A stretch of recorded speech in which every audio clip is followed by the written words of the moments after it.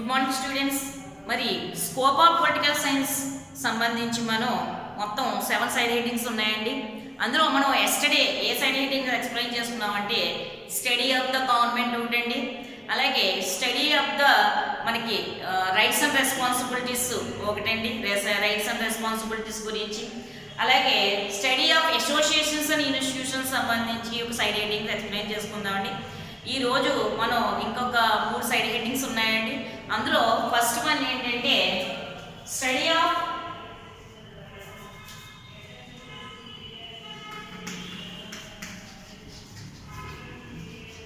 National and international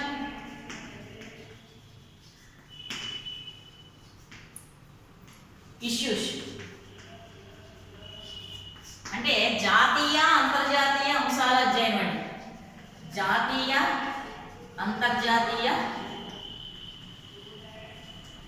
అంశాల అధ్యయనం అంటాడు తెలుగులో.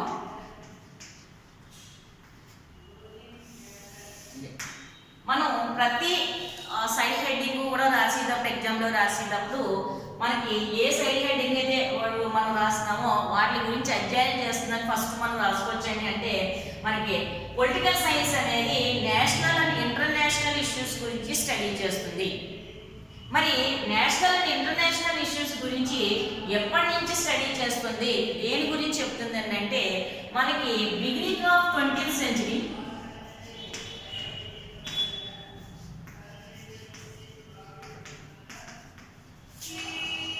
అంటే 20వ శతాబ్దం ఎప్పుడైతే స్టార్ట్ అయిందో 20వ శతాబ్దం దగ్గర నుంచి కూడా మనకి జాతీయ అంతర్జాతీయ అంశాలని స్టడీ చేయడం అనేది మనకి పొలిటికల్ సైన్స్ అనేది స్టార్ట్ చేసిందని చెప్తున్నాడండి.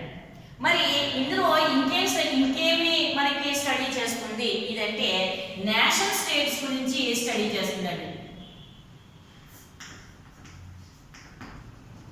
నేషనల్ స్టేట్ అంటే మనకి జాతి రాజ్యాలండి. ఏంటండి ఇవి? జాతి రాజ్యాలు అంటే ప్రపంచవ్యాప్తంగా ఉన్న ఏవైతే నేషనల్ స్టేట్స్ ఉన్నాయో వాటికి సంబంధించిన అన్ని ఇష్యూస్ని కూడా పొలిటికల్ సైన్స్ అనేది ఏం చేస్తుందండి, స్టడీ చేస్తుంది. ప్రపంచవ్యాప్తంగా అనేక జాతి రాజ్యాలు ఉన్నాయండి. మరి ఇలాంటి జాతి రాజ్యాలన్నిటి గురించి వాటికి సంబంధించిన పాలిటిక్స్, అంటే నేషనల్ స్టేట్స్ సంబంధించిన పాలిటిక్స్ అన్నిటి గురించి కూడా మనకి పొలిటికల్ సైన్స్ అనేది ఎక్స్ప్లెయిన్ చేస్తుందండి. మరి ఇంకా ఏంటంటే మోడర్న్ స్టేట్స్ అంటే ఆధునిక రాజ్యాలండి. మోడర్న్ స్టేట్స్ అంటే ఆధునిక రాజ్యాలు, అంటే ప్రజెంట్ ఇప్పుడు రన్ అవుతున్న రాజ్యాలన్నీ కూడా ఆధునిక రాజ్యాలేనండి. మరి ఈ ఆధునిక రాజ్యాల గురించి అనేక విషయాల్ని, ఇష్యూస్ని మనకి స్టడీ చేస్తుంది రాజకీయ శాస్త్రాన్ని. మరి ఆధునిక రాజ్యాల గురించి ఏం స్టడీ చేస్తుంది, ఆధునిక రాజ్యాల గురించి సంబంధించిన ఏం స్టడీ చేస్తుందో ఒకసారి చూద్దామండి. దీనికి సంబంధించిన సేఫ్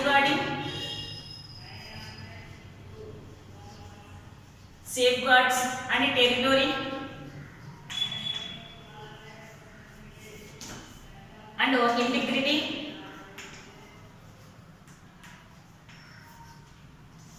అండ్ సోవరెనిటీ.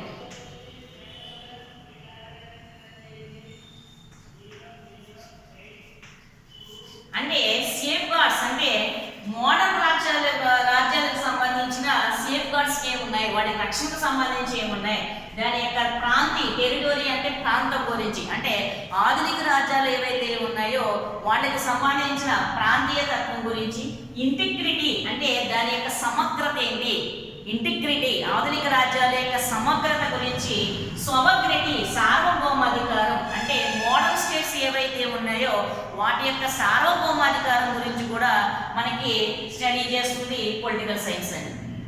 పొలిటికల్ సైన్స్ అనేది మనకి ఇప్పుడు ఆధునికంగా ఉన్న నేషనల్ ఇంటర్నేషనల్ అన్ని విషయాల్లో కూడా మనకి స్టడీ చేస్తుందని చెప్పుకోవచ్చు. ఎందుకంటే ఇప్పుడు అన్నీ కూడా మనకి సైన్స్ అండ్ టెక్నాలజీ కానివ్వండి, లేకపోతే మనకి అనేక రకాల ఇష్యూస్ కానివ్వండి, నేషనల్ ఇంటర్నేషనల్ పరంగా అనేక ఇష్యూస్ జరుగుతున్నాయి. మరి ఇలాంటి టైంలో ఇది ప్రపంచవ్యాప్తంగా ఉన్న అన్ని రాజ్యాల గురించి, దాని యొక్క పాలిటిక్స్ గురించి కూడా మనకి స్టడీ చేయవలసిన అవసరం ఉంది. ఇందులో భాగంగా మనం ఏం చెప్పుకున్నామంటే ముందు నేషనల్ స్టేట్స్ గురించి ఎక్స్ప్లెయిన్ చేసుకున్నాం. నేషనల్ స్టేట్స్ అనే జాతి రాజ్యాల గురించి అది ఏం చేస్తుంది, స్టడీ చేస్తుంది. అంటే దీంతో పాటు మోడర్న్ స్టేట్స్ అంటే ఆధునిక రాజ్యాలు ఏవైతే ఉన్నాయో వాటికి సంబంధించిన సేఫ్ గార్డ్స్ కానివ్వండి, టెరిటరీ కానివ్వండి, ఇంటిగ్రిటీ కానివ్వండి, సోవగ్రిటీ కానివ్వండి. సోవగ్రిటీ అంటే సార్వభౌమాధికారం అంటే దాని యొక్క సార్వభౌమాధికారం.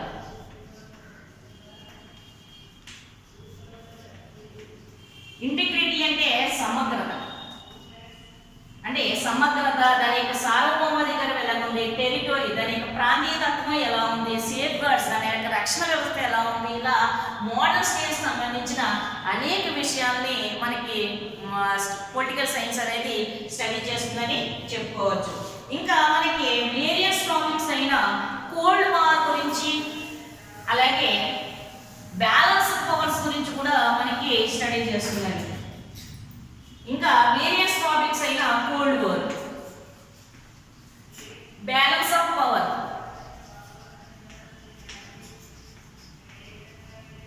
కోల్డ్ వార్ అంటే ప్రచ్ఛన్న యుద్ధం.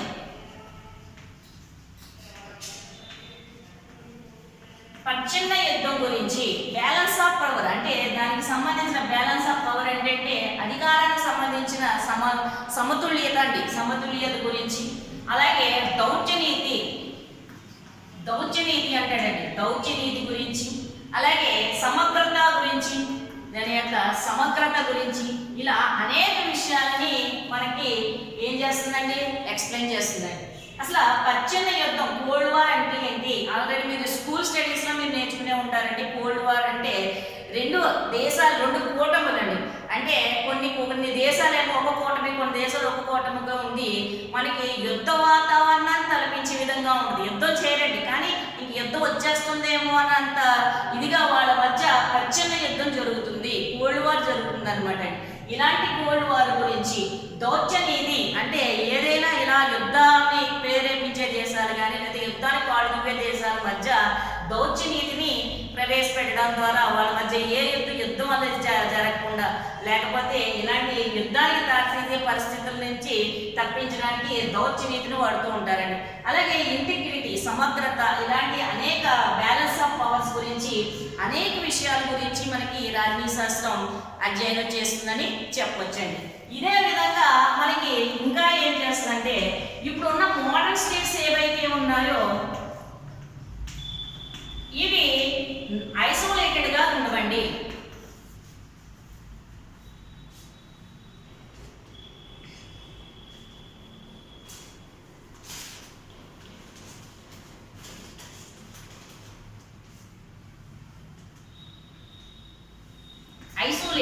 ఐసోలేటెడ్ అంటే ఒంటరిగా ఉండవు అనమాట. మోడర్న్ స్టేట్స్ అన్ని కూడా depend upon the one states to other state. అంటే ఒక స్టేట్ మీద ఇంకొక స్టేట్ కంపల్సరిగా మనకి డిపెండ్ అయ్యి ఉన్నది. ఏ స్టేట్ కూడా ఐసోలేటెడ్ కాదు, అంటే ఒంటరిది కాదండి. ఇప్పుడు ప్రపంచ దేశాలన్నీ ఎలా ఉన్నాయంటే ప్రపంచ దేశాలన్నీ కూడా ఒక గ్రామంతో పిలుస్తారు, ఒక కుగ్రామం లాంటిది. అందులో ఉన్న ఒక్కొక్క ఇల్లు ఒక్కొక్క దేశం అని. అంటే మనకు ఇప్పుడు ఏదో ఉండదంటే ఇది వరకు ఎవరికి వాళ్ళం అన్నట్టు ఉండేది, ఇప్పుడు అలా కాదు కదండి. అనేక విషయాల గురించి ఒకళ్ళ దేశం మీద ఇంకొక దేశం ఆధారపడి ఉన్నామండి. అలాగే మనకి ఎక్స్పోర్ట్స్ అండ్ ఇంపోర్ట్స్ గురించి కానివ్వండి, గూడ్స్ ట్రాన్స్ఫర్స్ గురించి కానివ్వండి, కమ్యూనికేషన్స్ గురించి కానివ్వండి, సైన్స్ అండ్ టెక్నాలజీ గురించి కానివ్వండి, లేదా ఎడ్యుకేషన్ పరంగా కానివ్వండి, లేదా ఎంప్లాయ్మెంట్ పరంగా కానివ్వండి, ఒక దేశం నుంచి ఇంకొక దేశం ప్రజలు తరలి వెళ్తూ ఉన్నారు, వస్తూ ఉన్నారండి. అలాగే ఒక దేశం మీద ఇంకొక దేశం ఏదో విధంగా ఆధారపడుతూ ఉందండి. ఫర్ ఎగ్జాంపుల్ మనకి అమెరికా ఉందనుకోండి, అమెరికాలో ఎంతో శక్తివంతమైన దేశం, కానీ దానికి ఆయిల్ గురించి, అది పెట్రోల్ గురించి దేని అరబ్ కంట్రీస్ మీద ఆధారపడి ఉంది. అలా ఒక దేశం ఇంకొక దేశం మీద కంపల్సరీగా మోడర్న్ స్టేట్స్ అన్ని కూడా ఆధారపడి ఉన్నాయి. ఏ దేశం కూడా ఐసోలేటెడ్గా లేదు, అంటే ఒంటరిగా లేదని చెప్తున్నాడు. మరి ఇలాంటి అనేక విషయాల గురించి రాజనీతి శాస్త్రం అధ్యయనం చేస్తుంది. అంటే ఇప్పుడున్న మోడర్న్ స్టేట్స్ గురించి, వాటి మధ్య ఉన్న రిలేషన్స్ గురించి కూడా మనకి రాజనీతి శాస్త్రం అధ్యయనం చేస్తుందని చెప్పొచ్చండి. ఇది మనకి study of national and international issues గురించి.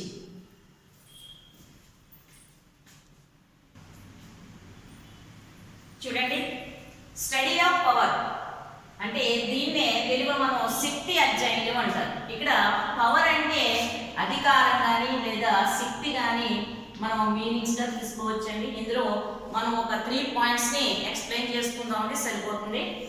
ఇక్కడ స్టడీ ఆఫ్ పవర్ అంటే శక్తి అధ్యయనం లేదా అధికారం గురించిన అధ్యయనం అంటాడు.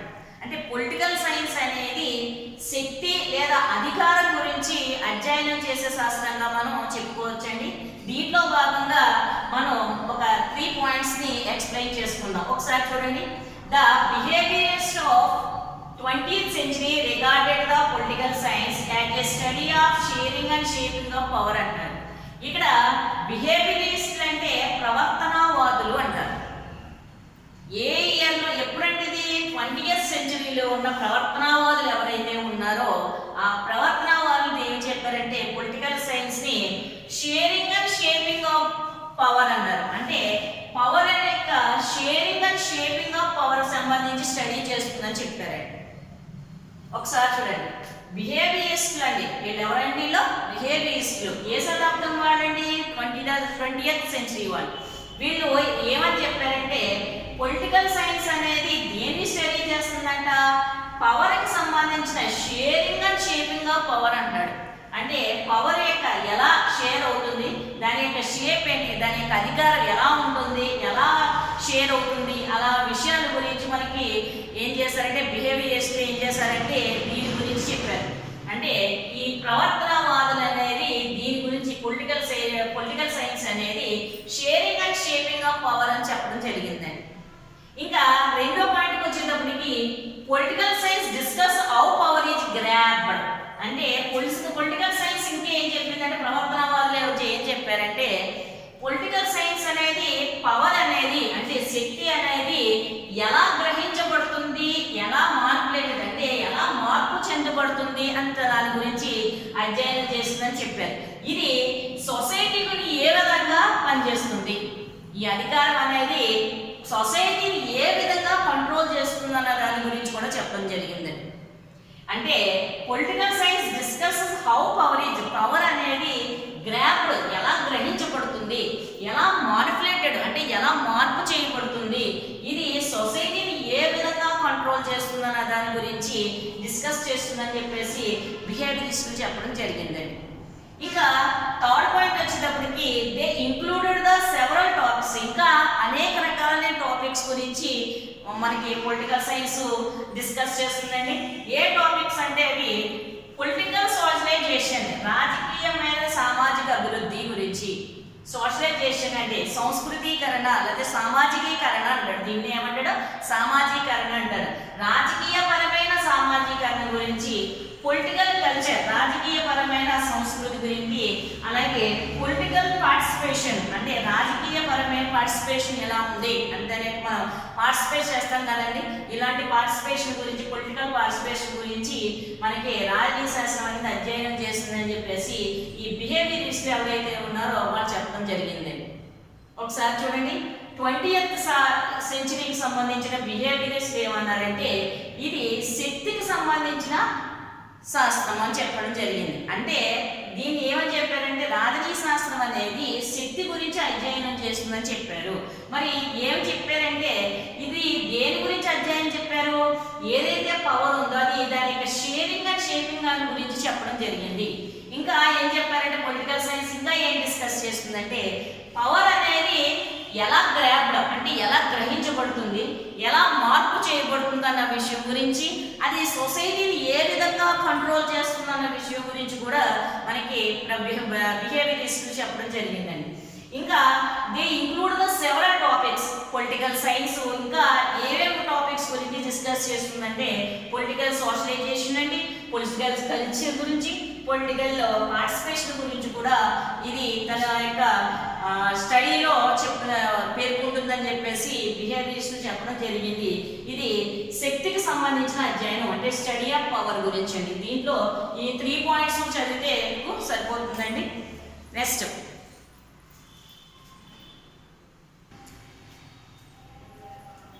ఓకేనా సార్ చూడండి. స్టడీ ఆఫ్ పబ్లిక్ పాలసీ ప్రభుత్వ విధానాల అధ్యయనం అండి.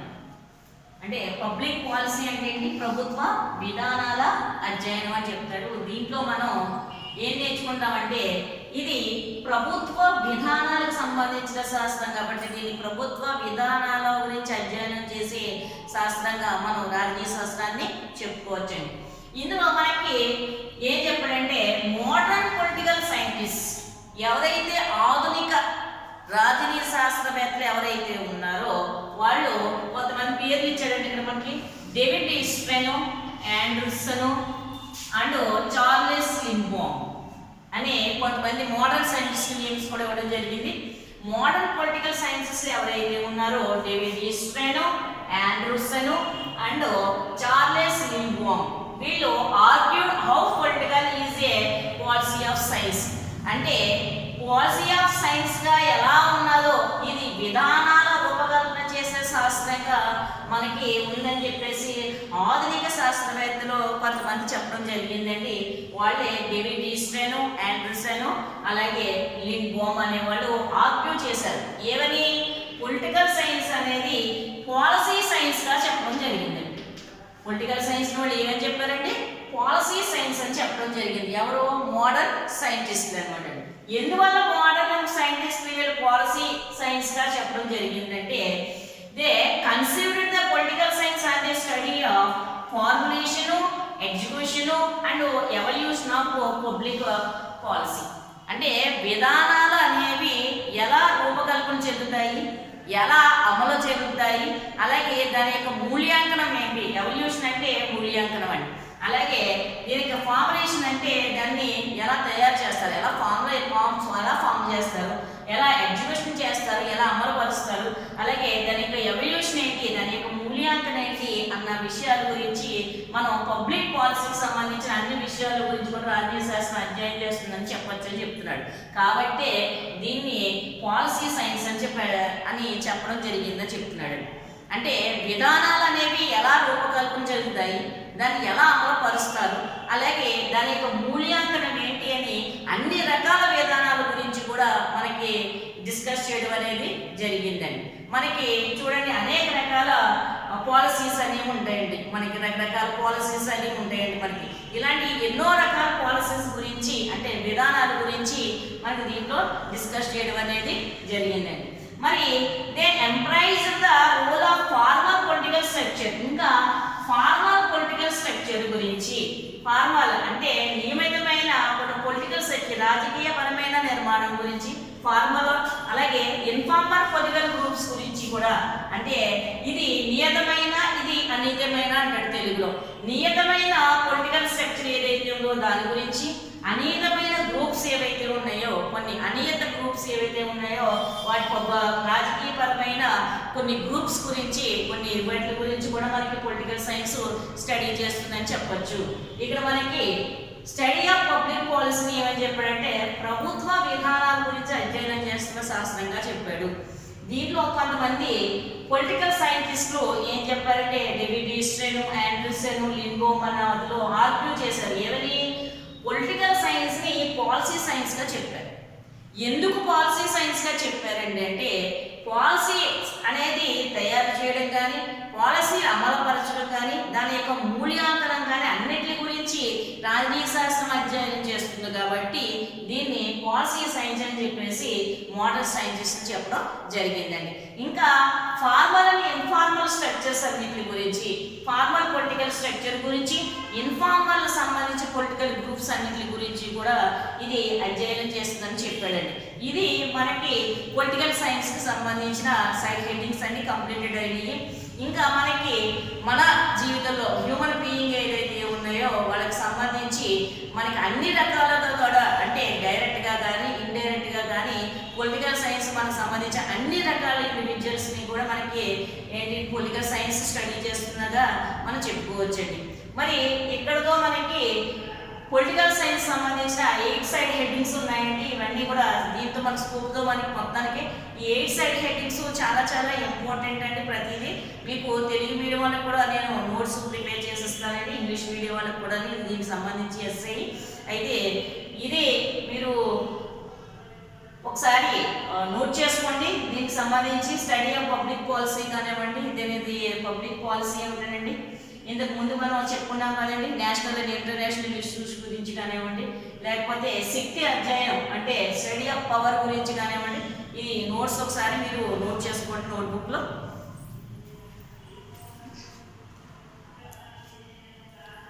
మనకి స్కోప్ ఆఫ్ పొలిటికల్ సైన్స్ ఏదైతే ఉందో దాని తర్వాత నెక్స్ట్ వచ్చే టాపిక్ ఏంటంటే సిగ్నిఫికెన్స్ ఆఫ్ పొలిటికల్ సైన్స్ అని, అంటే రాజనీయ శాస్త్రం యొక్క ప్రాముఖ్యత. దీన్ని మనకి డిలీట్ చేయడం జరిగింది. అంటే మనకి సిలబస్లో ప్రస్తుతం సిలబస్ తగ్గించాడంటే కొంత, దాన్ని అందులో సిగ్నిఫికెన్స్ ఆఫ్ పొలిటికల్ సైన్స్ తీసేసాడు. అది కూడా మనకి ఎగ్జామ్లో ఇవ్వడానికి కొంచెం చాలా ఆల్మోస్ట్ అన్ఇంపార్టెంట్గా చెప్పుకోవచ్చు మనం. సరే, ఈ లెసన్లో మనం ఏ టాపిక్స్ నేర్చుకున్నాం అంటే first introduction of political science ఉండేది, డెఫినేషన్స్ ఆఫ్ పొలిటికల్ సైన్స్ నేర్చుకున్నామండి, అలాగే స్కోప్ గురించి నేర్చుకున్నాం, అలాగే నేచర్ గురించి నేర్చుకున్నామండి. దాంతోపాటు మనకి స్కోప్ ఆఫ్ పొలిటికల్ సైన్స్ సంబంధించి సైడ్ హెడ్డింగ్స్ గురించి అన్నిటి గురించి డిస్కస్ చేసుకున్నామండి. సో ఇక్కడతో మనకి ఈ లెసన్ కంప్లీట్ అయింది. మరి టుమారో ఏం చేస్తామంటే కొత్త lesson, the state lesson start చేసుకుందామండి. ఇక్కడతో మనకి ఈ టాపిక్ కంప్లీట్ అయింది. సో మీరందరూ కూడా ఫాలో అవుతున్నారని అనుకుంటున్నానండి. Okay, thank you so much.